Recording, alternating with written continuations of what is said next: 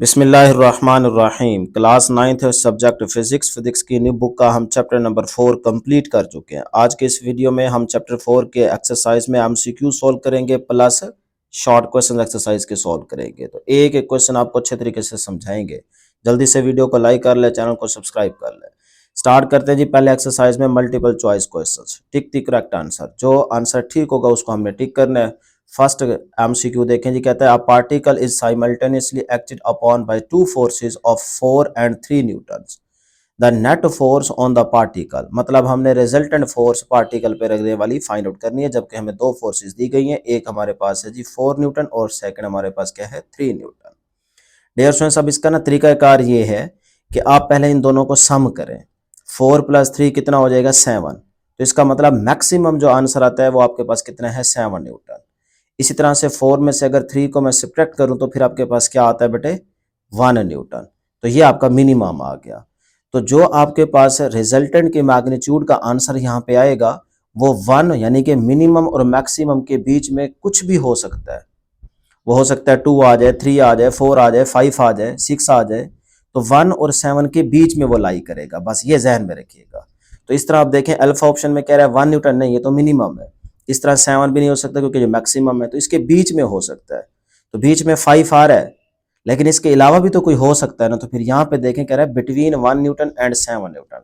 तो ये बिल्कुल ऑप्शन ठीक है। तो beta option is the correct option. इसको सर्कल कर ले या फिर टिक कर ले। उसके बाद है नंबर 2 वाला, a force F is making an angle of 60 degree with x axis. यानी कि एक फोर्स जो है वो एक्स एक्सिस के साथ एंगल बना रही है 60 डिग्री। जैसे एक्स वाई प्लेन है ना हमारे पास, इस तरह से। तो ये एक्स एक्सिस, ये क्या है बेटे वाई एक्सिस। तो वो कहते हैं एक फोर्स है जो कि यहाँ पे ना एक्स एक्सिस के साथ एंगल कितना बना रही है 60 डिग्री। तो इसे मैं कह देता हूँ ये फोर्स एफ है। ठीक है। Its Y component is equal to, तो इसका वाई कंपोनेंट किसके इक्वल होगा। तो इसके दो कंपोनेंट ड्रॉ करेंगे यहाँ पे, एक अलॉन्ग वाई एक्सिस, एक अलॉन्ग एक्स एक्सिस। तो जो अलॉन्ग वाई एक्सिस होगा वो आपके पास क्या होगा बेटे एफ वाई। सही है। जिसको हमने कहा था F sine of theta. Theta कितना है 60, तो साइन 60 बन जाएगा। इस तरह दूसरा क्या होगा F X is equal to F sine theta, theta की जगह 60 आ जाएगा। तो ये आपका एफ एक्स कंपोनेंट आ गया, ये आपका एफ वाई कंपोनेंट हो गया। उसने पूछा है Y component is equal to, तो बेटे फिर वाई कंपोनेंट किसके इक्वल होगा एफ साइन 60, एफ साइन 60। तो beta option is the correct option. इसको टिक कर लीजिएगा, ठीक है ना। उसके बाद है नंबर 3 वाला, moment of force is called. तो मोमेंट ऑफ फोर्स बेटे क्या कहलाता है, मोमेंट आर्म कहलाता है, कपल कहलाता है, कपल आर्म कहलाता है, टॉर्क कहलाता है। फिर मोमेंट ऑफ फोर्स का दूसरा नाम क्या है टॉर्क। तो delta option is the correct option. कहते हैं इफ F1 एंड F2, ये मैं आपको टॉपिक में समझा के आया हूँ। आपकी बुक में जो डायग्राम दी गई है ना वहीं से ये MCQ बनाया गया है। तो मैं आपको ये एक्सप्लेन कर चुका हूँ पीछे जब टॉपिक पढ़ा रहा था, ठीक है।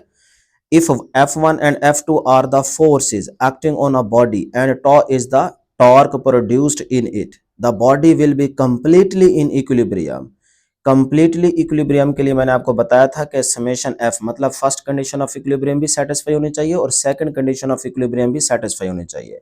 तो कंप्लीट इक्विलिब्रियम का मतलब है समेशन एफ भी आपका 0 हो और समेशन टॉर्क भी 0 हो, दोनों कंडीशन सेटिस्फाई होनी चाहिए। तो फिर ये देखें अल्फा ऑप्शन है summation F is equal to 0 and summation torque is equal to 0। इसमें एक है एक नहीं है, इसमें ये है ये नहीं है। इसी तरह से यहाँ पे देखें not equal to not equal to. तो भाई alpha option is the correct option. Completely equilibrium के लिए ये कंडीशन है कि दोनों कंडीशंस जो है इक्विलिब्रियम की वो सेटिस्फाई होनी चाहिए। नेक्स्ट है जी हमारे पास नंबर 5 वाला, कहता है a shopkeeper sales his article. एक दुकानदार जो है वो कोई चीज बेचता है। आर्टिकल से मुराद कुछ भी हो सकते हैं, आप टमाटर समझ ले, आलू समझ ले, चीनी समझ ले, कुछ भी हो सकता है, ठीक है। By a balance having unequal arms, balance के जो आर्म्स है ना वो अनइक्वल है। Of the pans if he puts the weight, अगर वो पुट करता है वेट को इन द पेन, उस पेन में, हैविंग शॉर्टर आर्म, जिसका आर्म जो है वो क्या है शॉर्टर है, यानी कि मूवमेंट आर्म शॉर्टर है, उस पेन के अंदर वो अगर वेट को पुट करे देन द कस्टमर, तो फिर खरीद करने वाले को क्या होगा, जो खरीदने वाला है उसको क्या होगा, कस्टमर को क्या होगा, फायदा होगा, नुकसान होगा, या कुछ भी नहीं होगा, ना फायदा ना नुकसान। तो याद रखिएगा उसको लॉस होगा। पता है क्यों, देखें अगर ये सपोज करें हमारे पास ये है जी, हम यहाँ पे बना लेते हैं, ठीक है। ये आ गया आपके पास एक पेन और ये आ गया थोड़ा सा मोमेंट आर्म इसका ज़्यादा है, ठीक है। ये आ गया आपके पास दूसरा पेन, ठीक है। अब वो क्या करता है, देखें ये वाला मोमेंट आर्म क्या है शॉर्टर, ये क्या है बेटे, मोमेंट आर्म शॉर्टर। तो ये क्या है, मोमेंट आर्म लॉन्गर। ठीक है, ये लॉन्ग है। अब वो कहता है वो शॉर्टर जिसका मोमेंट आर्म है ना, उस पेन के अंदर वेट को पुट करता है यहाँ पे। तो अब बताएं कस्टमर को फायदा होगा नुकसान होगा, क्योंकि उसने जो चीज खरीदनी है वो तो आनी है यहाँ पे। तो अब देखें, जिसका मूवमेंट आर्म ज्यादा होता है उसका टॉर्क ज्यादा होगा, क्योंकि टॉर्क इज इक्वल टू क्या होता है, आर एफ। तो जिसका आर ज्यादा उसका टॉर्क ज्यादा।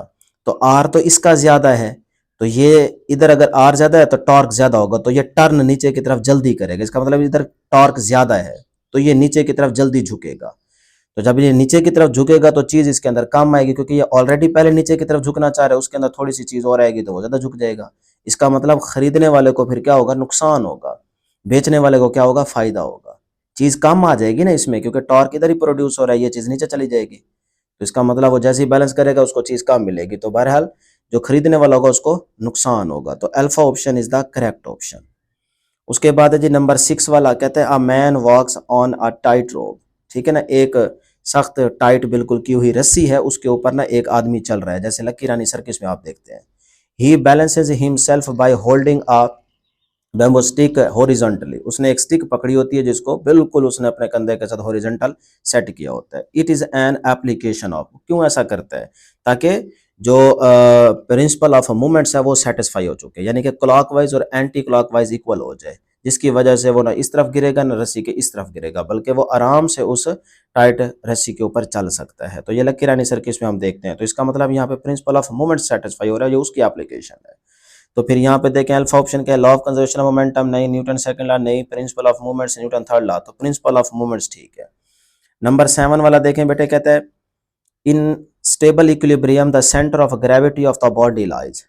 In stable equilibrium, stable equilibrium की हालत में जो सेंटर ऑफ ग्रेविटी होता है बॉडी का, वो कहाँ पे लाई करता है, at the highest point, at the lowest point, lowest point पे। जितना लो होगा उतना ही बॉडी जो है वो स्टेबल इक्विलिब्रियम में होगा। उसके बाद नंबर 8 वाला है the centre of mass. Number 8 वाला बेटे देखिएगा, कहते हैं the centre of mass of a body. Body का जो सेंटर ऑफ मैस होता है वो लाई करता है always inside the body, body के इनसाइड हमेशा लाई करेगा। Lies always outside the body, lies always on the surface of the body, तीनों पे कर सकता है। ठीक है ना, तो ये हमेशा के लिए इनसाइड करे या आउटसाइड करे, ये डिपेंड करता है कि बॉडी कैसा है। तो इसलिए हम कहेंगे मे लाई विद इन, बॉडी के अंदर भी कर सकता है, आउटसाइड भी कर सकता है और सरफेस पे भी कर सकता है। तो delta option is the correct option. Next है जी हमारे पास नंबर 9 वाला एमसीक्यू, कहता है a cylinder resting on it's circular base. यानी कि आपके पास ये है, सपोज करें सिलेंडर, ठीक है ना, ये आ गया सिलेंडर। अब वो कहता है ये सर्कुलर इसकी बेस है, इस तरह से। अब अगर सर्कुलर है तो ये तो बिल्कुल स्टेबल इक्विलिब्रियम में रहेगा ना। अगर आप थोड़ी सी फोर्स इस पे लगाएंगे, फिर फोर्स को जैसे ही रिमूव करेंगे तो ये दोबारा अपनी पोजीशन में आ जाएगा। तो इसका मतलब ये क्या है, स्टेबल इक्विलिब्रियम है। तो alpha option is the correct option. Last MCQ number 10 वाला, centripetal force is given by. Centripetal force का रिलेशन आपको पता ही है कि F C is equal to M V square over R. तो Charlie option is the correct option. अब है जी एक्सरसाइज के शॉर्ट आंसर क्वेश्चंस जो इंपॉर्टेंट होंगे वो भी आपको साथ साथ बेटे मार्क करवाते जाएंगे। तो पहला क्वेश्चन है जी, define like and unlike parallel forces. तो टॉपिक आपको पढ़ा चुका हूँ, उसी टॉपिक से ये डेफिनेशन यहाँ पे लिखनी है हमने। लाइक पैरेलल फोर्सेस का मतलब कि एक बॉडी पे लगने वाली फोर्सेस की डायरेक्शन अगर सेम है तो वो आपके पास लाइक पैरेलल फोर्सेस हैं। अगर एक बॉडी पे लगने वाली फोर्सेस की डायरेक्शन अपोजिट है तो वो आपके पास अनलाइक पैरेलल फोर्सेस हैं। उसी को आप यहाँ पे एक्सप्लेन कर देगा, ये आपके पास डायग्राम है। देखें लाइक पैरेलल फोर्सेस क्या हैं, if the parallel forces are acting in the same direction these are called like parallel forces. तो ये एक बॉडी जिसपे ये तीन फोर्सेस अप्लाई की जा रही है। F1 की डायरेक्शन ये है, F2 वर्टिकल यानी कि अपवर्ड डायरेक्शन में अप्लाई की जा रही है, और F3 जो है वो डाउनवर्ड अप्लाई की जा रही है इस बॉडी पे। अब आप देखें F1 और F2 की जो डायरेक्शन है वो क्या है, अपवर्ड सेम है। तो हम कहेंगे कि the forces F1 and F2 are like parallel forces as show in figure. ये डायग्राम आप लाजमी बनाएंगे, ठीक है, आसान डेफिनेशन है। इसी तरह से अनलाइक पैरेलल फोर्सेस को भी आप डिफाइन करेंगे कि if the parallel forces are acting in opposite direction to one another, कि एक बॉडी पे लगने वाली फोर्सेस की डायरेक्शन अगर एक दूसरे के लिहाज से अपोजिट है तो फिर हम कहेंगे कि ये अनलाइक पैरेलल फोर्सेस है। ठीक है, जैसे यहाँ पे देखें F1 और F3, यहाँ पे मैंने मेंशन किया हुआ है F1 and F3 are the unlike parallel forces. F1 देखें अपवर्ड डायरेक्शन है और F3 की डाउनवर्ड डायरेक्शन है, तो ये क्या होंगे, दोनों अनलाइक पैरेलल फोर्सेस। इसी तरह से बेटे F2 और F3 भी अनलाइक पैरेलल फोर्सेस हैं, तो वो भी यहाँ पे मेंशन कर दीजिएगा। तो ये आपका प्रॉपर आंसर है। इसी तरह से लिखेंगे तो आपको 2 नंबर पूरे मिलेंगे। ठीक है। नेक्स्ट आपका क्वेश्चन है जी, क्वेश्चन नंबर 2 कहता है what are the rectangular components of a vector and their values. Rectangular components मैंने आपको टॉपिक में बताया था कि अगर एक वेक्टर के दो components head to tail add हैं और उन दोनों कंपोनेंट्स के बिटवीन एंगल 90 का बन रहा हो, यानी कि अगर सपोज करें ये देखें ये एक्स वाई प्लेन, इसके अंदर ये एक वेक्टर है, इसका नाम है एफ, इसके दो कंपोनेंट आप ड्रॉ करें, एक ये वाला एक ये वाला। अब देखिए ये आपके पास कंपोनेंट है एफ एक्स, ये है एफ वाई, तो दोनों कंपोनेंट्स यहाँ पे देखें हेड टू टेल ऐड भी हैं और इन दोनों के बिटवीन एंगल 90 भी बन रहा है, तो ये दोनों कंपोनेंट्स क्या होंगे, रेक्टेंगुलर होंगे। ठीक है, तो इनको हम रेक्टेंगुलर कंपोनेंट्स का नाम देंगे। हाँ, इसमें से एफ एक्स और एफ वाई की वैल्यू यानी कि इनका फार्मूला भी आपने निकालना है, वो ये कह रहे हैं ना एंड देयर वैल्यूज। ठीक है, तो हम इसका आंसर कैसे लिखेंगे, हम कहेंगे the components of a vector which are perpendicular to each other. ठीक है, वो कंपोनेंट्स एक वेक्टर के जो आपस में क्या हो बेटे, परपेंडिकुलर हो, मतलब एंगल क्या बनाए, 90 डिग्री। ठीक है ना, अभी आपको एक्सप्लेन किया है, तो वो आपको कहलाते हैं rectangular components of a vector. उसमें से एक होगा एफ एक्स, दूसरा होगा एफ वाई। तो एफ एक्स किसके बराबर होता है, एफ कॉज ऑफ थीटा। ठीक है, एक्स एक्सिस के लॉन्ग हम कॉज लेते हैं, टॉपिक में बड़ा एक्सप्लेन कर चुके हैं, यहाँ पे आप डायरेक्ट लिखेंगे कि F X is equal to F cos theta, F Y is equal to F sine theta, where F is the magnitude of the vector F, यानी कि इसमें एफ क्या है, magnitude of the vector F, जो हमने vector F consider किया है उसकी मैग्नीट्यूड सिर्फ लेंगे तो वो एफ है। कॉस थीटा, थीटा क्या है आपके पास, एंगल है। ठीक है, it makes with positive x axis, जो कि एक्स एक्सिस के साथ एफ का एंगल बन रहा है, उसको हम थीटा कह रहे हैं। लो जी, आपका आंसर है। उसके बाद है question number 3। Question number 3 important भी है। ठीक है, what is the line of action of a force. Simple आपसे एक छोटी सी डेफिनेशन पूछी जा रही है कि line of action of force क्या है। तो बेटे आपने याद रखी थी टॉपिक के अंदर ये बात कि अगर ये हमारे पास मोमेंट ऑफ आर्म है और ये लाइन और ये भी लाइन, तो इस लाइन पे अगर हम एक परपेंडिकुलर फोर्स अप्लाई करें, ये वाली, यानी कि मोमेंट आर्म के परपेंडिकुलर फोर्स ये एफ अप्लाई की जा रही है, तो जिस लाइन पे फोर्स आप अप्लाई करेंगे वो आपका line of action of force कहलाता है। तो इस लाइन पे हम फोर्स अप्लाई कर रहे हैं तो यही हमारा line of action of force कहलाएगा। तो हम लिखेंगे the line along which the force acts is called line of action of force. वो लाइन जिस पे फोर्स एक्ट कर रही हो वो आपका line of action of force कहलाता है। नेक्स्ट क्वेश्चन है हमारे पास नंबर 4 वाला, क्या होता है, डिफाइन मोमेंट ऑफ फोर्स, यानी कि मोमेंट ऑफ फोर्स का मतलब टॉर्क। टॉर्क को आपने डिफाइन करना है। Prove that torque is equal to R F sine theta, और ये प्रूव करेंगे टॉर्क जो है वो बराबर है आर एफ साइन थीटा के, where theta is the angle between the R and F. अब यहाँ पे ना वो ये नहीं कह रहा कि आप पोजीशन वेक्टर जो आर था या फोर्स एफ थी उसके कंपोनेंट से रिजॉल्व करके आप प्रूव करें। आप सिंपल बस ये फार्मूला लिखेंगे, क्रॉस को खत्म करके साइन यूज करेंगे। ठीक है ना, तो ये ना हो कि अब टॉपिक में जिस तरह से देख के आए हैं कि एक आर के कंपोनेंट हमने ड्रॉ किए थे फिर फोर्स के, तो उस तरह से हमने प्रूफ किया था, वो प्रूफ करने की जरूरत नहीं है, उसने मेंशन नहीं किया। ठीक है ना, बस डायरेक्ट आप प्रूफ करेंगे एक छोटी सी लाइन में। वो मैं आपको दिखा देता हूँ यहाँ पे कैसे करेंगे। पहले मोमेंट ऑफ फोर्स को आप डिफाइन करेंगे, मतलब टॉर्क की डेफिनेशन। तो हम कहेंगे the product of force and moment R. भाई आर क्या है, मोमेंट आर, फोर्स क्या है एफ, तो इन दोनों का जो प्रोडक्ट होता है उसे हम टॉर्क कहते हैं, मोमेंट ऑफ फोर्स कहते हैं। ठीक है ना, ये मैग्नीट्यूड की फॉर्म लिख रहा हूं। अगर आप वेक्टर फॉर्म में लिखेंगे तो टॉर्क का फार्मूला क्या होगा, torque is equal to R cross F. F cross R नहीं लिखना, आर क्रॉस एफ लिखना है। ठीक है, ये भी टॉपिक में आपको एक्सप्लेन कर चुका। अब यहाँ पे आपका टाइम नहीं जाया करेंगे, सारी चीजें आपको पढ़ा के हैं, यहाँ पे सिर्फ आपको टू द पॉइंट आंसर बताएंगे, थोड़ा सा समझा देंगे कि भाई क्वेश्चन ये है, आंसर आपने इस तरह से देना है। ठीक है, तो torque is equal to R cross F होता है, ये फार्मूला आ गया। तो यहीं से आपने डेफिनेशन बना ली कि the product of force and moment of are.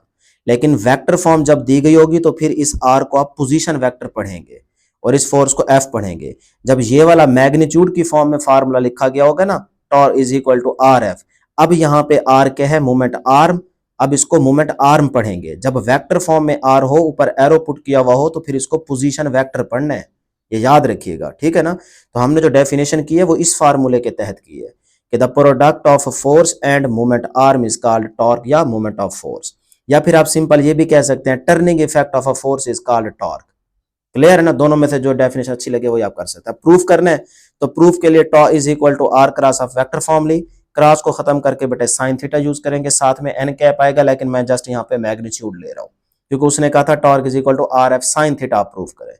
तो बस फिर आप एन कैप अभी फिलहाल यूनिट डायरेक्शन को हटा लें, तो ये क्रॉस को खत्म करके साइन यूज कर दें, तो ये बन गया आर एफ साइन थीटा, ये आपका प्रूफ हो जाएगा। हाँ, अगर इसको आप एक कंपोनेंट की फॉर्म में लिखना चाहें तो आप इस तरह से लिख सकते हैं कि जैसे मैंने यहाँ पे ना एफ का वो कंपोनेंट लिया है जो आर के क्या है, परपेंडिकुलर। परपेंडिकुलर होगा तो टॉर्क प्रोड्यूस होगा ना, तो इसलिए मैंने इसको जरा ब्रैकेट में लिखा है। तो अब आप आर को एफ से मल्टीप्लाई करके इस तरह से लिखेंगे तो ये आपका प्रूफ हो जाएगा। अब देखें इसमें ये सारी मैग्नीट्यूड है, आर इसमें क्या है, मोमेंट ऑफ आर्म, और एफ साइन थीटा क्या है बेटे, perpendicular component of a force, force का परपेंडिकुलर कंपोनेंट जो आर के क्या है, परपेंडिकुलर। तो इस तरह ये आपका प्रूफ हो जाएगा, बस इतना ही काम करना है आपने। अब जी क्वेश्चन नंबर 5 जो कि बहुत ज्यादा इंपॉर्टेंट है बेटे, याद रखिएगा ये इंपॉर्टेंट है। कहता है with the help of a diagram, diagram की हेल्प से शो दैट, शो करें resultant force is zero, resultant force क्या है, zero, but the resultant torque is not zero. मतलब एक डायग्राम बनाए, उससे आप ये साबित करें कि भाई जो रिजल्टेंट फोर्स है मतलब समेशन एफ जो है वो क्या हो, जीरो, और रिजल्टेंट टॉर्क मतलब समेशन टॉर्क जो है वो नॉट इक्वल टू जीरो हो। ये बात आपने प्रूफ करनी है, शो करनी है। तो ये आपको टॉपिक के अंदर समझा के हूँ बड़ी डिटेल में, वहीं से ये शॉर्ट क्वेश्चन लिया गया है, ठीक है, बुक में इसका आंसर है, आपको बताया था। अब देखें वही डायग्राम मैं बुक वाली यहाँ पे बना रहा हूँ दोबारा। ये हमारे पास एक बॉडी है जिसपे आप देखें कि हमारे पास ये पॉइंट क्या है, ओ, जिसके अबाउट बॉडी ने रोटेट करना है, और ये पॉइंट ए है जिसपे एक फोर्स एक्ट कर रही है F1, ठीक है, along the x axis, positive x axis की डायरेक्शन में एक फोर्स F1 एक्ट कर रही है। और इस तरह इस पॉइंट बी पे देखें एक फोर्स F2 एक्ट कर रही है, ठीक है, नेगेटिव एक्स एक्सिस के अलोंग। अब आप देखें कि दोनों फोर्सेस जो है ना वो एक सेम लाइन के अलोंग एक्ट नहीं कर रही। अगर होता ना कि यहाँ पे एक फोर्स यूं लग रही है, एक फोर्स यूं लग रही है, तो फिर वो फोर्सेस भी कैंसिल हो जाती और बॉडी को टर्न भी ना मिलता, तो समेशन टॉर्क भी जीरो हो जाता। लेकिन अब देखें ऐसा नहीं है, बल्कि यहां से यहां तक ये आपका क्या है, मोमेंट ऑफ आर्म इस फोर्स के लिए, इसी तरह इस फोर्स के लिए यहां से यहां तक ये क्या है, मोमेंट ऑफ आर्म। अब मोमेंट ऑफ आर्म जीरो नहीं है बल्कि मोमेंट ऑफ आर्म तो है, लिहाजा अब आप यहाँ पे टॉर्क प्रोड्यूस होगा, बॉडी को टर्न मिलेगा, यानी कि कपल बेसिकली यहाँ पे प्रोड्यूस हो रहा है। तो पहले हम देखते हैं कि समेशन एफ यहाँ पे क्या है। एक फोर्स ये है, दूसरी फोर्स ये है, अपोजिट डायरेक्शन में है, मैग्नीट्यूड में सेम है। मैग्नीट्यूड में किस तरह से सेम है, वैल्यूज तो नहीं दे रखी, लेकिन बेटे आपने एरो का साइज देखना है, जितना एरो का साइज यहाँ पे है उतना ही एरो का साइज यहाँ पे है। इसका मतलब दोनों फोर्सेस की मैग्नीट्यूड सेम है, मतलब वैल्यू सेम है, एक जैसी है। दोनों की डायरेक्शन अपोजिट है तो ये तो कैंसिल हो जाएंगी, तो रिजल्टेंट फोर्स क्या आ गई, जीरो। इसका मतलब इस डायग्राम में रिजल्टेंट फोर्स क्या है बेटे, जीरो। उसी बात को मैं यहाँ पे लिख दूंगा, देखें, when equal and opposite forces act on an object but do not pass through the same line, same line से तो दोनों forces पास नहीं कर रही ना, the forces F1 and F2 are forming a couple, दोनों forces couple जरूर produce यहाँ पे करेंगी, which can apply torque or rotate the body about a point O, जो कि फिर कपल प्रोड्यूस हो गए तो इसका मतलब बॉडी रोटेट करेगा about a point O। So resultant force F1 plus into minus F2 is equal to zero. देख रहे हैं बेटे, मुझे रिजल्टेंट फोर्स में हमें क्या करना होता है, तमाम फोर्सेस को सम। तो ये एक फोर्स F1 है, इसको ले F1 प्लस दूसरी क्या है F2। अब F2 जो है वो F1 के क्या है, अपोजिट, तो इसको आप माइनस में लेंगे तो ये माइनस F2। अब जितनी फोर्स ये है उतनी ही फोर्स ये है, मैग्नीट्यूड में सेम है, तो दोनों एक दूसरे से कैंसिल हो जाएंगे, रिजल्ट क्या आ गया, जीरो।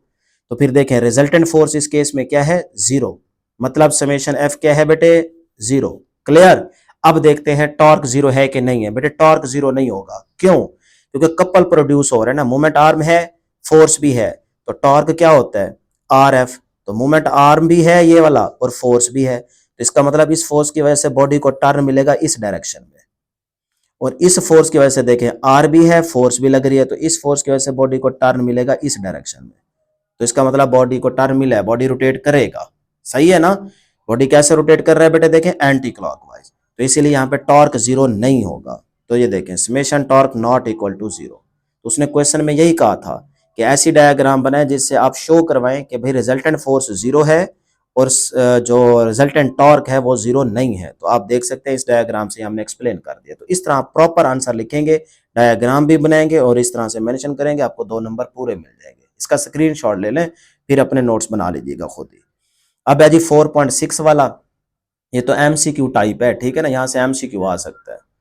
कहता है जी identify the state of equilibrium in each case in the figure given below. हमें कुछ फिगर्स यहाँ पे दी गई हैं, मेंशन करें कि भाई ये कौन सी स्टेट है इनकी।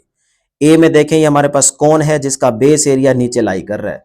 इस पॉइंट पे अगर ये पॉइंट पे खड़ी की जाती ना तो फिर तो बहुत ही मुश्किल हो जाता कि वो स्टेबल रहती, तो हम उसको अनस्टेबल कह देते। लेकिन इसकी बेस एरिया नीचे है, कौन पॉइंट ऊपर है, ठीक है, तो इसका मतलब ये तो पड़ी रहेगी। इसको अगर फोर्स लगा के ऊपर उठाएंगे फिर फोर्स को रिमूव करेंगे तब भी ये अपनी पहले वाली हालत में आ जाएगी। तो फिर ये क्या हुआ बेटे, स्टेबल इक्विलिब्रियम में होगी। ठीक है, तो इसका आंसर होगा स्टेबल इक्विलिब्रियम। इसी तरह बी में देखें, ये ऑब्जेक्ट यहाँ पे रखा गया, तो ये एक लम्हे के लिए तो यहाँ पे ठहर सकता है, लेकिन आप जैसी हल्की सी फोर्स लगाएंगे, फिर फोर्स को रिमूव करेंगे, तो दोबारा ये अपनी पहले वाली सिचुएशन में कभी भी नहीं आ सकता। ठीक है, तो यहाँ पे ये हल्के से लम्हे के लिए, यानी कि थोड़ी सी बिल्कुल, जिसको मोमेंट बोलते हैं, लम्हा, तो उस सिचुएशन पे ये हमें डायग्राम दिखाई गई है। ठीक है, अदरवाइज यहाँ पे ये स्टेबल रह नहीं सकता, तो ये चली जाएगी अनस्टेबल इक्विलिब्रियम की कंडीशन में, बी डायग्राम।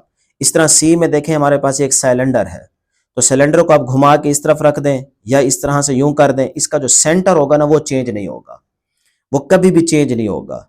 ठीक है, आप सिलेंडर को इस तरह घुमा दें, थोड़ा सा आगे कर दें, पीछे कर दें, तो इसका मतलब उससे सेंटर की हाइट पे कोई फर्क नहीं पड़ेगा, सेंटर यहीं पे रहेगा। तो फिर ये कौन सी स्टेट होगी, मैंने पढ़ाया था न्यूट्रल इक्विलिब्रियम, जिसमें सेंटर ऑफ ग्रेविटी का पॉइंट चेंज नहीं होता, वो आपके पास न्यूट्रल इक्विलिब्रियम होती है।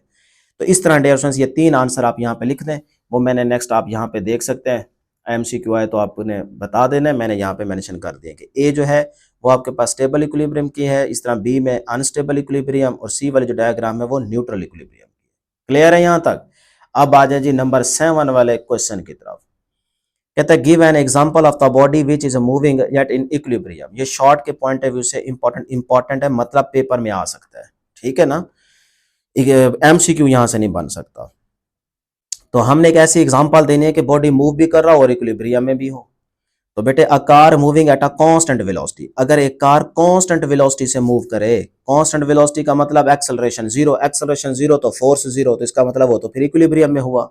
तो फिर यही आप एग्जांपल मेंशन करेंगे कि a car moving at a constant velocity on a straight line या road is an example of the body which is moving at in equilibrium. ठीक है ना, तो अभी तक देखें ये कार मूव भी कर रही है और इक्विलिब्रियम की कंडीशन में भी है।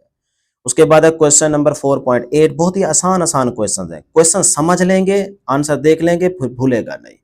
डायरेक्ट आप क्वेश्चन को ऐसे रट्टा लगा के, आंसर को रट्टा लगा के जाएंगे, फिर आपको पता ही नहीं चलेगा कि क्वेश्चन में पूछ क्या रहा है। मैं इसलिए यहाँ पे एक्सप्लेन कर रहा हूँ।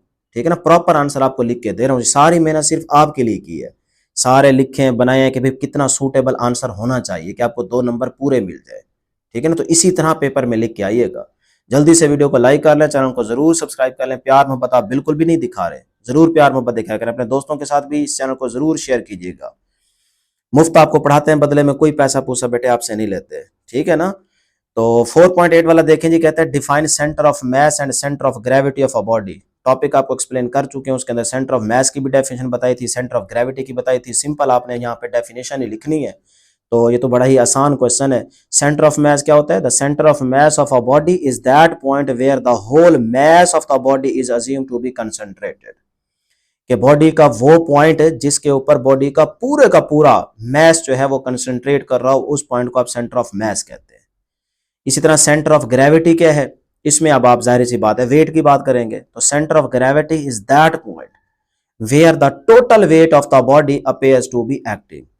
सेंटर ऑफ ग्रेविटी बेसिकली वो पॉइंट है कि उस पॉइंट, जिस पॉइंट पे बॉडी का पूरा होल वेट जो है वो एक्ट कर रहा हो, तो उस पॉइंट को आप सेंटर ऑफ ग्रेविटी कहते हैं। लो जी, ये तो बड़ा ही आसान सा क्वेश्चन था। क्वेश्चन नंबर 4.9 कहता है what are the 2 basic principle of stability in physics which are applied in designing balancing toys and racing car. तो आपको टॉपिक पढ़ाया था कि स्टेबिलिटी के लिए क्या चीज जरूरी है। उसके लिए बेटे आपके पास सेंटर ऑफ ग्रेविटी का जो पॉइंट है ना, वो जितना लो होगा उतनी स्टेबिलिटी ज्यादा होगी। ये इंपॉर्टेंट पॉइंट था। तो फिर हमने डिफरेंट टॉयज देखे थे कि उनका किस तरह से सेंटर ऑफ ग्रेविटी का पॉइंट कहाँ पे लाई करे कि वो स्टेबल इक्विलिब्रियम में आ जाए। इसी तरह से हमने रेसिंग कार की भी एग्जांपल दी थी। तो फिजिक्स की बेस पे आपने वही 2 पॉइंट्स यहाँ पे मेंशन कर देने। पहले आप लिखेंगे कि a lower centre of gravity improves the stability, कि अगर आप सेंटर ऑफ ग्रेविटी को जितना लो रखेंगे उतनी स्टेबिलिटी अच्छी होगी, बेहतर होगी, इंप्रूव होगी। अब उसमें पहली बात करनी है टॉयज की, तो खिलौने जो हैं डिफरेंट हमने देखी थी शेप के, तो वो बेसिकली बनाए ही इस बेस पे जाते हैं कि उनका जो कह लें कि सेंटर ऑफ ग्रेविटी का पॉइंट होता है वो हमेशा पीवट पॉइंट से लो रखा जाता है। पीवट पॉइंट से सेंटर ऑफ ग्रेविटी का पॉइंट अगर बिलो लाई करेगा तो वो ऑटोमेटिकली स्टेबल इक्विलिब्रियम की कंडीशन में होंगे। उनके साथ छेड़पंगा करेंगे, हिलाएंगे, तब भी वो फौरन अपनी स्टेबल इक्विलिब्रियम वाली कंडीशन में आ जाएंगे। तो वही बात यहाँ पे लिख दीजिएगा कि देखें the toys are basically completely in stable state because their centre of gravity always remains below the pivot point. ठीक है, ये एक आपके पास फिजिक्स का पॉइंट आ गया। उसके बाद सेकंड आपके पास है टू इनहेंस द स्टेबिलिटी, यानी कि स्टेबिलिटी को इंक्रीज करने के लिए of the racing car, racing cars की स्टेबिलिटी को इंक्रीज करने के लिए their centres of the mass are kept as low as possible, यानी कि उसका सेंटर ऑफ ग्रेविटी का जो पॉइंट है वो जितना ज्यादा से ज्यादा लो हो सकता है उतना ही रखा जाता है ताकि उसकी स्टेबिलिटी को इंक्रीज किया जा सके। एंड द बेस एरिया, और उसके बेस एरिया से बाहर उसके टायर रखे जाते हैं। देखिए ना आगे कह रहे हैं and the base area also increased by keeping the wheel outside of their main bodies, main body की आउटसाइड पे उसके व्हील्स को रखा जाता है ताकि वहां पे स्टेबिलिटी जो है वो ज्यादा हो। नेक्स्ट है जी आपके पास 4.10 वाला क्वेश्चन, कहता है कि how can you prove the centripetal force always acts perpendicular to the velocity, कहता है किस तरह से आप ये प्रूव कर सकते हैं कि सेंट्रीपिटल फोर्स जो है वो हमेशा परपेंडिकुलर होती है, ये परपेंडिकुलर का सिंबल है, वो सेंट्रीपिटल फोर्स हमेशा परपेंडिकुलर होती है टू द वेलोसिटी, वेलोसिटी के।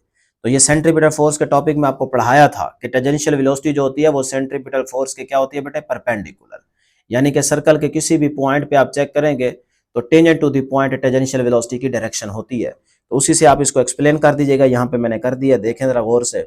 ये हमारे पास सर्कुलर पाथ है। अब सपोज करते हैं बॉडी इस पॉइंट पे मौजूद है, अगर बॉडी यहाँ पे है तो इसका मतलब टेंजेंट टू द पॉइंट यहाँ पे टेंजेंशियल वेलोसिटी की डायरेक्शन होगी, मतलब लीनियर वेलोसिटी की डायरेक्शन होगी। तो इस पॉइंट पे यानी कि इस बॉडी के इस पॉइंट पे आप इस तरह से टेंजेंट टू द पॉइंट एक वेक्टर ड्रॉ कर देंगे, तो ये टेंजेंशियल वेलोसिटी की डायरेक्शन आ गई है इस पॉइंट पे। इस तरह अगर बॉडी यहाँ पे है तो टेंजेंट टू द पॉइंट ये वेलोसिटी की डायरेक्शन होगी। इस तरह बॉडी यहाँ पे है तो टेंजेंशियल वेलोसिटी की डायरेक्शन ये होगी। इसी तरह बॉडी यहाँ पे आता है तो इस पॉइंट पे टेंजेंशियल वेलोसिटी की डायरेक्शन ये होगी, टेंजेंट टू द पॉइंट। ठीक है, अब हम ये जानते हैं कि सर्कल के सेंटर से लेकर सर्कमफ्रेंस तक का डिस्टेंस क्या होता है, रेडियस, मतलब यहाँ से यहाँ तक ये रेडियस है, यहाँ से यहाँ तक ये रेडियस है, यहाँ से यहाँ तक ये रेडियस है, यहाँ से यहाँ तक ये रेडियस है। ठीक है, तो रेडियस के अलोंग ही सेंट्रीपिटल फोर्स की डायरेक्शन होती है टूवर्ड द सेंटर। तो सेंट्रीपिटल फोर्स की भी डायरेक्शन क्या है, टूवर्ड द सेंटर। तो अब देखें सेंट्रीपिटल फोर्स की डायरेक्शन टूवर्ड द सेंटर है और इस पॉइंट पे टेंजेंशियल वेलोसिटी ये है, तो दोनों के बिटवीन एंगल देखें यहाँ पे कितना है, 90 डिग्री। तो इस तरह से हम कहेंगे कि भाई सर्कुलर पाथ में सेंट्रीपिटल फोर्स जो है वो हमेशा टेंजेंशियल वेलोसिटी की क्या होती है, परपेंडिकुलर होती है। इसी तरह इस पॉइंट पे चेक करेंगे तो ये देखें अभी भी सेंट्रीपिटल फोर्स की डायरेक्शन क्या होगी, टुवर्ड द सेंटर ये वाली, और टेंजेंशियल वेलोसिटी की डायरेक्शन ये है। तो अभी भी देखें दोनों के बिटवीन एंगल क्या है, 90 degree.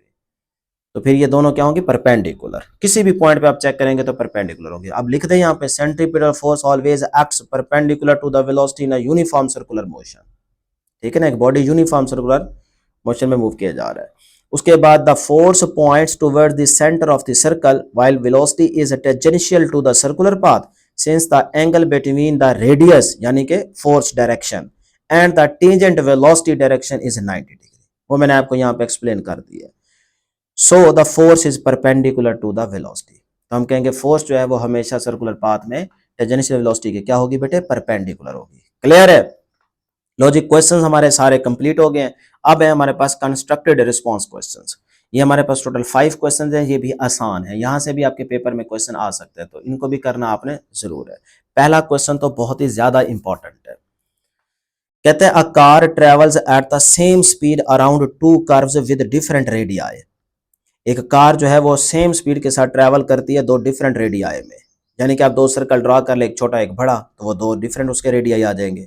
For which radius the car experiences more centripetal force, भाई किस रेडियस के केस में जो कार है उसकी सेंट्रीपिटल फोर्स ज्यादा होगी। प्रूव योर आंसर, अपने आंसर को प्रूव करें।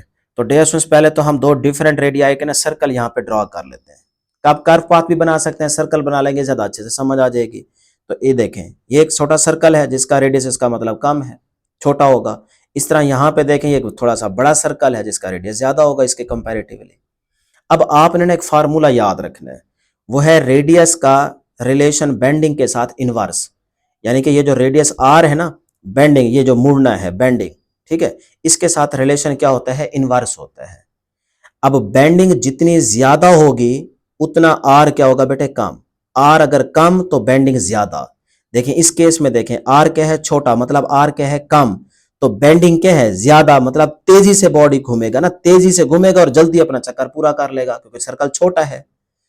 तो आर कम तो बेंडिंग ज्यादा। ये देखें इतनी तेजी से मुड़ गया, उधर थोड़ी देर के बाद देखें मुड़ रहा है, उधर ज्यादा टाइम लग रहा है, इधर देखें जल्दी से मुड़ गया, बेंडिंग ज्यादा है। तो आर कम बेंडिंग ज्यादा। अब बेंडिंग का सेंट्रीपिटल फोर्स के साथ जो रिलेशन होता है वो डायरेक्ट होता है। तो हम क्या कह रहे हैं, आर कम तो बेंडिंग ज्यादा तो सेंट्रीपिटल फोर्स भी ज्यादा, क्योंकि बेंडिंग का सेंट्रीपिटल फोर्स के साथ रिलेशन क्या होता है, डायरेक्ट होता है। तो फिर आप समझ गए कि भाई जिसका आर कम होगा उसकी सेंट्रीपिटल फोर्स ज्यादा होगी। और इधर देखें आर क्या है, ज्यादा, तो बेंडिंग क्या होगी, कम। ये अपना पूरा चक्कर थोड़ी देर बाद करेगा। देखिए कितना बड़ा बड़ा घूम घूम के आ रहा है, तो बेंडिंग क्या है, कम। तो सेंट्रीपिटल फोर्स इस केस में क्या होगी, कम। ठीक हो गया, क्लियर हो गया कॉन्सेप्ट। अब बस आप याद रख के ना फिर सेंट्रीपिटल फोर्स का फार्मूला लिख के एक्सप्लेन कर दीजिएगा कि the car experiences more centripetal force on the curve with smaller radius. जिसका आर स्मॉलर होगा उसमें बेंडिंग ज्यादा होगी, तो बेंडिंग ज्यादा होगी तो सेंट्रीपिटल फोर्स भी ज्यादा होगी। ठीक है, इस तरह से डियर स्टूडेंट्स ये आपका फाइनल आंसर हो जाएगा। अब जी क्वेश्चन नंबर 4.2, ये भी अच्छा क्वेश्चन है, इंफॉर्मेशन बेस्ड। कहता है राइप मैंगो, एक पक्का हुआ आम, राइप कहते हैं पक्का हुआ, एक पक्का हुआ आम does not normally fall from tree. दरख्त से वो खुद ब खुद आमतौर पे हम देखते हैं कि नीचे नहीं गिरता। But when the branch of a tree is shaken, जब आप उसकी ब्रांच जिस टहनी पे लगा हुआ है उसको पकड़ के हिलाते हैं, the mango falls down easily, फिर जो आम है वो आसानी से नीचे गिर जाता है। Can you tell the reason, क्या आप इसकी रीजन बता सकते हैं? बिल्कुल। डियर स्टूडेंट्स देखें, जब उस आम पे ग्रेविटी की फोर्स एक्ट कर रही थी उसकी वजह से वो नीचे नहीं गिर पा रहा था खुद ब खुद, क्योंकि उसकी नॉर्मल फोर्स क्या थी, ज्यादा। अब आपने जब उसकी टहनी को पकड़ के हिलाया, इसका मतलब आपने उसके ऊपर एक्सटर्नल फोर्स लगा दी है। तो एक्सटर्नल फोर्स की वजह से जो उसकी अटैचमेंट थी वो वीक पड़ जाएगी, यानी कि जिस टहनी से वो जुड़ा हुआ था अब वो वीक पड़ जाएगी, क्योंकि आपने उसके ऊपर एक्सटर्नल फोर्स लगा दी है। तो जिसकी वजह से वहां से वो फोर्स ब्रेक हो जाएगी और ऑटोमेटिकली वो नीचे गिरेगा। नीचे इसलिए गिरेगा क्योंकि उस पर ग्रेविटी की फोर्स एक्ट कर रही है। तो यही रीजन है, यही आप लिख दें कि देखें the shaking provides an external force that overcomes the weak attachment, कि हिलाने से जाहिर सी बात है आपने उसके ऊपर एक्सटर्नल फोर्स लगाई है ना, तो जिसकी वजह से उसकी जो अटैचमेंट थी वो वीक पड़ जाएगी और वो ऑटोमेटिकली फिर नीचे गिरेगा। तो वही बात आगे लिख दे, यहां तक आपका आंसर है। अब 4.3 में क्या कहता है, कहता है discuss the concepts of the stability and centre of gravity. आगे लंबा चौड़ा क्वेश्चन है, बस आपने कंसेप्ट क्लियर करना है स्टेबिलिटी का। तो उसमें वही पॉइंट्स मेंशन कर दें जो पीछे आपको पढ़ा के आओ कि stability depends upon the object centre of the gravity, centre of gravity पे डिपेंड करती है। तो जो हमने पीछे एक अभी क्वेश्चन किया है ना 4.3 या पता नहीं 9.7 पे था, देख लीजिएगा स्टेबिलिटी वाला क्वेश्चन, वही इसमें दोबारा आंसर लिख दें। एग्जांपल्स भी मेंशन करें तो आप वो कार वाली भी कर सकते हैं और खिलौने वाले भी कर सकते हैं। बस ये ध्यान में रखिएगा, इंपॉर्टेंट पॉइंट इसमें क्या है कि स्टेबिलिटी डिपेंड करती है upon the object of the centre of gravity. Centre of gravity जितना लो होगा चीज उतनी ही स्टेबल होगी। दूसरा आप ये भी कह सकते हैं कि and the base of the sport, base of sport और सेंटर ऑफ ग्रेविटी पे आपकी स्टेबिलिटी डिपेंड करती है। ठीक है, इस तरह से आपने आंसर बना के लिख दीजिएगा, यहाँ पे स्क्रीनशॉट ले लें। एग्जांपल भी मेंशन करना चाहें तो कार वाली और टॉयज वाली कर सकते हैं। लो जी, नेक्स्ट क्वेश्चन है आपके पास इंपॉर्टेंट, कहता है वाई एन एक्सेलरेटेड, ये क्वेश्चन आएगा। ठीक है ना, यहां से अगर क्वेश्चन आया इन 5 में से तो यही वाला आएगा। मैं यहां लिख देता हूं, इंपॉर्टेंट है। Why an accelerated body can not be considered in equilibrium. Accelerated से मुराद ये है कि भाई एक्सेलरेशन है, तो अगर एक्सेलरेशन है तो फिर तो वो कभी भी इक्विलिब्रियम में नहीं होगा, इसका मतलब उस पर फोर्स लग रही है। ठीक है ना, तो यही बात लिख दीजिएगा कि N accelerated body is not in equilibrium because a net force is acting on it causing the change in its velocity. जाहिर सी बात है उसके ऊपर नेट फोर्स एक्ट कर रही है जिसकी वजह से उसकी बॉडी की वेलोसिटी में चेंज आ रहा है, चेंज आ रहा है तो एक्सेलरेशन प्रोड्यूस होगा ना। ठीक है ना, तो इस तरह आपने आंसर मेंशन कर देना है। लो जी, 4.5 वाला लास्ट क्वेश्चन है, कहता है two boxes of the same weight, दो बॉक्सेस हैं, वेट उनका सेम है बट डिफरेंट हाइट्स, हाइट्स उनकी डिफरेंट है, are lying on the floor of a truck, truck के फ्लोर पे वो दोनों लाई कर रहे हैं box. If the truck makes a sudden stop, अगर ट्रक जो है वो अचानक रुकता है, ड्राइवर अचानक से ब्रेक लगाता है और ट्रक रुक जाता है, which box is more likely to tumble over, यानी कि गिरना, टम्बल कहते हैं गिरना, तो कौन सा बॉक्स जो है वो जल्दी गिरेगा और क्यों गिरेगा उसकी रीजन भी बताएं। देखिए उसमें सीधी सी बात है, वेट अगर दोनों का सेम और हाइट दोनों की डिफरेंट है तो जिसकी हाइट ज्यादा होगी जिस बॉक्स की, उसका सेंटर ऑफ ग्रेविटी का पॉइंट थोड़ा ऊपर बनेगा। अगर ऊपर बनेगा तो फिर इसका मतलब उसकी स्टेबिलिटी क्या हो जाएगी, कम हो जाएगी। तो जैसे ही आप अचानक ट्रक को रोकेंगे तो वो वाला बॉक्स गिर जाएगा जो कि हाइट में बड़ा था। यही चीज आप यहाँ पे लिख दें, the taller box is more likely to tumble over, यानी कि जो बड़ा बॉक्स है, लंबा बॉक्स है, वो जल्दी नीचे गिरेगा या वो गिर जाएगा बिकॉज क्योंकि its center of gravity is higher, उसका सेंटर ऑफ ग्रेविटी ऊपर बनेगा। ठीक है ना। सपोज करते हैं एक बॉक्स ये है और एक ये वाला है, दोनों ट्रैक में पड़े। अब देखें इसका सेंटर ऑफ ग्रेविटी यहाँ बढ़ रहा है, ये फ्लोर है इस तरह से, और इसका यहाँ पे सेंटर ऑफ ग्रेविटी बनेगा। अब जितना सेंटर ऑफ ग्रेविटी ऊपर बनेगा उतनी स्टेबिलिटी कम हो जाएगी, जितना सेंटर ऑफ ग्रेविटी नीचे बनेगा लो होगा उतनी स्टेबिलिटी ज्यादा होगी। तो इसकी स्टेबिलिटी ज्यादा है तो ये तो नहीं गिरेगा, ये जल्दी गिर जाएगा। ठीक है ना। तो वही बात आगे लिख दी है कि making it less stable and more prone to the tipping when the truck suddenly stops. ये आपका कंप्लीट आंसर है। तो आप चाहें तो ये डायग्राम बना दीजिएगा, अदरवाइज इस तरह से लिख देंगे तो आपको 2 नंबर मिल जाएंगे।